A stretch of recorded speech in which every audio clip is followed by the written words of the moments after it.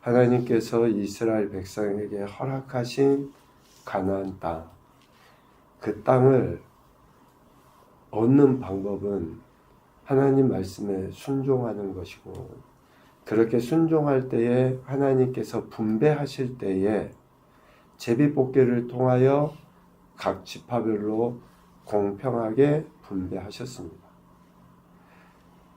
가나안 땅을 정복하는 것은 반드시 순종이 필요하고, 또 가나안 땅을 분배할 때에는 반드시 제비뽑기가 필요했습니다.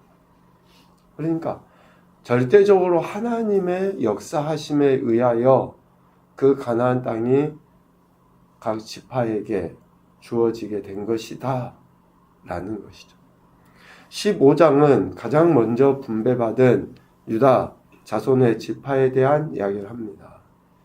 유다 자손의 지파가 그들의 가족대로 제비 뽑아 얻은 땅에 대한 이야기죠. 실질적으로 야곱의 넷째 아들로 태어났지만 그 유다 자손의 지파들은 가장 먼저 가나안 땅을 분배받게 됩니다. 이것은 유다나 또 그의 후손이 이스라엘 내에서 차지하고 있는 그런 영적 지위에 근거한다고 할 수 있어요. 우리는 지금 유다만 보죠.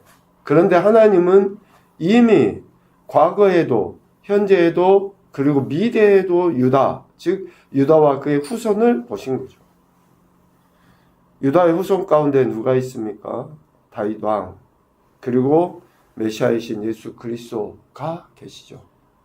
그래서 이스라엘 12지파 안에서의 유다와 그의 후손이 가진 영적 지위에 근거하여 유다 자손을 가장 먼저 땅을 분배받도록 한 거예요. 그런데 기억하셔야 되는 것은 유다 자손이 분배받는다고 해서 저들이 취하고 싶은 거, 얻고 싶은 거, 살고 싶은 것이 아니에요. 하나님께서 허락하시고 또 하나님께서 허락하신 그곳에서도 각 자손의 지파별로 어때요? 제비 뽑아서 그 땅을 취한 거예요. 조금이라도 똑똑한 놈이 많이 차지하고 좋은 데 차지하고 그것이 아닙니다. 이렇게 유다 자손의 지파가 그들의 가족대로 분배받죠. 그 가운데 갈렙에 대한 이야기는 빼놓을 수가 없습니다. 우리가 어제도 봤지만 갈렙은 성실한 마음으로 45년의 세월을 보낸 거예요. 갈렙의 뜻은 다 아시죠? 개입니다. 개. 멍멍이. 개. 개의 충직한 성품에 대해서 사람들이 갈렙을 이야기하기도 하지만 역으로 보면 성경에서는 개를 굉장히 좋지 않게 말씀하시잖아요. 그러니까 무시받고 멸시받고 천시받을 수밖에 없는 그 갈렙. 사람에게도 다른 누군가에게도 쉽게 인정받을 수 없는 그 갈렙. 그런데 그 갈렙이 괴 취급을 당할 수밖에 없는 그 갈렙이 성실한 마음으로 하나님과 지도자 모세 앞에 선 거예요. 권위자 앞에. 우리는 특별히 지금 세대가 더 그런가요? 출신 성분을 많이 따져요. 금수저 이야기하면서. 물론 그런 환경적인 것에 우리가 영향도 받지만 그것으로 우리가 사람을 평가하고 판단해서는 절대 안 되죠. 정말 무시당할 수 있는 갈렙이지만 45년의 세월이 지나도 하나님과 권위자에 대한 그 성실한 태도. 그래서 이미 하나님께서 약속하신 대로 모세를 통해 갈렙에게 약속하신 대로 그 땅을, 그가 밟는 땅을 하나님이 그와 그 자손에게 주리라고 약속하신 말씀이 성취되게 되죠. 어제 보았던 것처럼 갈렙이 그 땅을 취하게 되는 것은 15장 14절에 이야기하는 것처럼 쫓아내는 일, 15절에 이야기하는 것처럼 올라가서 치는 일. 그리고 자신을 도와서 함께할 사람과 약속을 맺고 그것을 약속을 신실하게 지킨 그러한 태도. 17절. 그러니까 우리가 하나님을 믿고 하나님이 우리에게 은혜를 베푸신다고 할 때에 우리가 보여야 될 태도가 분명히 있다는 거예요. 가장 먼저는 뭐 순종이겠지만 우리가 한 약속도 반드시 지켜야 된다는 거죠. 사람들과의 그 관계. 또 지내다 보면 여러분들도 아마 많이 경험할 거예요. 나보다 좀 잘 살고 똑똑하고 뭔가 있는 사람한테는 내가 한 약속도 지키려고 해요. 그런데 좀 못 살고 좀 못 배운 사람 같으면 어때요? 쉽게 그 약속도 무시해버려요. 얼마나 우리 인간이 뼛속 깊이 이러한 하나님의 뜻과 반대되고 질성을 갖고 있는지 몰라요. 갈렙은 하나님께서 자신에게 주신 그 땅을 취하기 위해서 이러한 태도들을 보인 거예요. 그러니까 그 여전히 성실한 마음을 갖고 있었다라는 것이죠. 그래서 결국 헤브론을 점령하게 됩니다. 그리고 오늘 20절 이하의 내용은 이제 갈렙 외에 다른 유다 자손의 지파들이 분배받은 그 기업, 땅에 대해서 이야기하고 있습니다. 실제로 우리가 이런 지명들이 계속 나오면 좀 불편하긴 하죠. 이렇게 잘 지리적으로도 알지도 못하고 하는데. 그런데 왜 이렇게 구체적으로 하나님이 그 지역을, 지명을 기록하셨을까 보면 두 가지 이유에서라고 생각할 수 있어요. 첫 번째는 하나님께서 이 땅, 즉 이 지명들을 유다 지파에게 분명하게 허락하셨다라는 거예요. 분명하게. 지금도 이 지명들은 있죠. 또 바뀌어진 이름으로 지금도 존재하거든요. 그러니까 이 지명을 구체적으로 기록하신 것은 분명하게 하나님께서 그 지파들, 오늘은 유다 지파에게 하나님께서 분명하게 허락하셨다. 역사적인 사실이다. 라는 것을 나타내 보이기 위해서 구체적으로 기록한 거예요. 우리도 그러잖아요. 어디 여행 갔다 왔다, 놀러 갔다 왔다, 뭐 또 좋은 데를 보고 갔다. 그러면 얘기를 쓸 때 나는 참 멋지고 아름다운 광경이 있는 그곳을 다녀왔어. 이거다고. 그래, 제주도로 하면 나는 제주도를 다녀왔어. 그러면 시간이 지난 이후에 뭐가 더 신빙성이 있습니까? 분명하게 하나님께서 행하신 것을 나타내 보이시기 위함이다 라는 것이고, 또 하나는 이런 단순한 역사적인 그런 기록이 아니라 하나님의 약속이 구체적이고 실제적이라는 것을 나타내 보여줘요. 구체적이고 실제적이다. 여러분, 하나님은 그렇게 일하셔요. 우리처럼 그냥 두루뭉실하게 좋은 것이 좋은 거고 또 뭐 믿는다 그러면 그냥 다 인정해주고 받아주는 것이 아니라 구체적으로 일하셔요. 실질적으로 일하십니다. 그렇게 유다 자손의 지파들이 분배받은 지명에 대해 하나님께서 실제적으로 허락하신 것이다 라고 하는데, 그 지명들을 소개하는 내용들을 보면 얼마나 유다 자손이 얻은 땅이 그냥 소위 좋은 땅, 평지 이 정도의 문제가 아니라 여러 지역이고 여러 환경이었음을 알 수 있어요.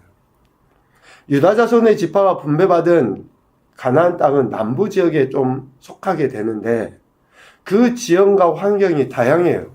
21절부터 32절까지 보면 남방 네게부 지역을 이야기해요. 남쪽 끝 에돔 경계에 접근한 성읍들은 하면서 소개하고 있고, 또 33절부터 47절까지는 골짜기나 또 평지에 대해서 이야기해요. 골짜기. 정말 살기 척박하죠. 그런 지역들. 또 48절부터 60절까지는 산악지역을 그들에게 주신 것에 대해서 이야기하시고, 또 61절, 63절까지 유대 광야 지역을 이야기하셔요. 그러니까 유다 자손의 지파들이 분배받은 땅이 그냥 무조건 평지이고 또 광활한 대지이고가 아니라, 그러니까 저들이 분배받은 그 지역들은 여러 가지 환경, 여러 가지 상황이 있다라는 것을 이야기해요. 그러니까 단순한 어떤 편안한 지역만이 아니라 저들이 이렇게 가꾸고 일구지 않으면 그 땅에서 살 수 없는 그러한 지역, 환경도 포함이 되어 있다라는 거예요. 하나님이 각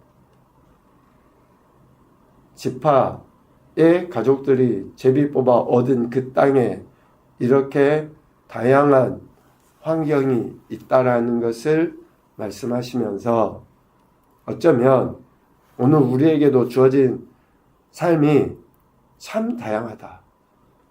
각각의 삶도 그러겠지만 한 개인의 삶도 때로는 산악지역이기도 하고 때로는 평지이기도 하고 때로는 그냥 광야 지역이기도 하고, 그러니까 이런 다양함들이 있다라는 것을 예표해 주는 것은 아닌가라는 그런 생각을 해보게 됩니다. 그러니까 뭡니까? 결국은 우리 인생은 절대적으로 하나님을 의탁하고 의지할 수밖에 없다라는 거예요. 절대적으로. 하나님만을 바라봐야지, 하나님만을 의지해야지 된다라는 것을 어쩌면 이런 지명들을 통해서도 가르쳐 주시는 것 같습니다.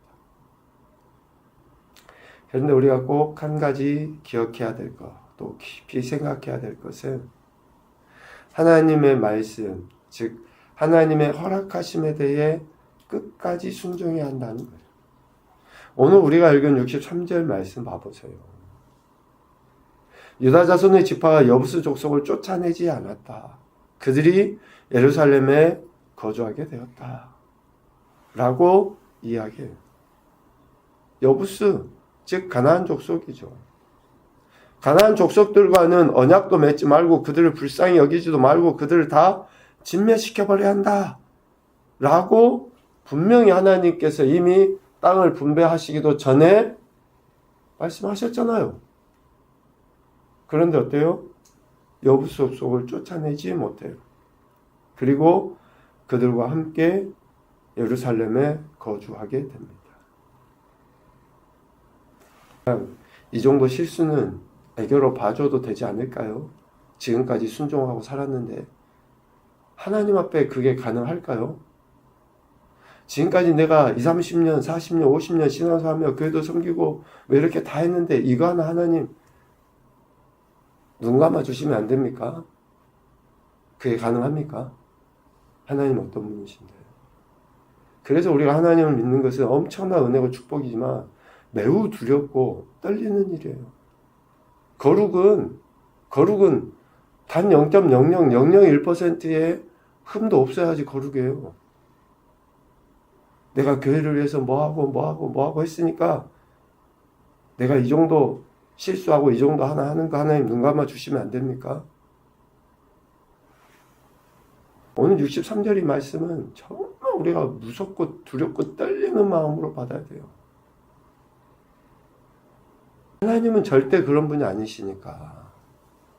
그러니까 미안하지만 이제 저도 뭐 신앙생활 하간 지 좀 연수도 차가는데 오랫동안 신앙생활 하신 분들이 매우 조심해야 돼요. 매우. 정말 다 여기 앉아 계신 분들은 한 적어도 막 한 3, 40년씩 하신 분들일 텐데 정말 시간이 지나면 지날수록 더더욱 조심하고 주의하고 또 조심해야 돼. 내가 하나님 앞에 내가 이런 행동하는 거 하나님 눈 감아 주시겠지. 하나님 말씀에 위배되고 불순종한 것은 반드시 하나님이 물으셔요. 그러니까 그러니까 깨어서 기도하는 거고, 그러니까 말씀 붙잡고 말씀이 내 혼과 관절과 골수를 찔러 쪼개기까지 하도록 그렇게 말씀으로 우리 자신을 쳐서 복종시키는 거예요. 첫 번째 교훈입니다. 하나님 말씀의 성취는 개인과 공동체가 순종할 때 이루어진다. 개인과 공동체가 순종할 때 하나님 말씀의 성취가 이루어져요. 그러니까 우리 개인도 그렇고 가정도 그렇고 그렇게 하도록 은혜를 구하는 거죠. 두 번째는 유다 자손의 지파가 분배받은 땅의 지리적 조건은 우리 인생의 여정과 닮아 있다.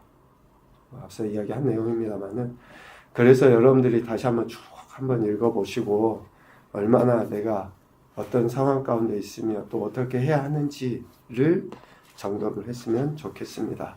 오늘도 우리 인생의 여정 속에 함께 하시는 하나님을 신뢰하시고 처한 지금의 상황에서 사랑과 은혜, 능력으로 인도해 주실 하나님만을 경외하며 오늘 한 날도 승리하는 귀하고 복된 날이 되시기를 주님의 이름으로 축복합니다. 아멘.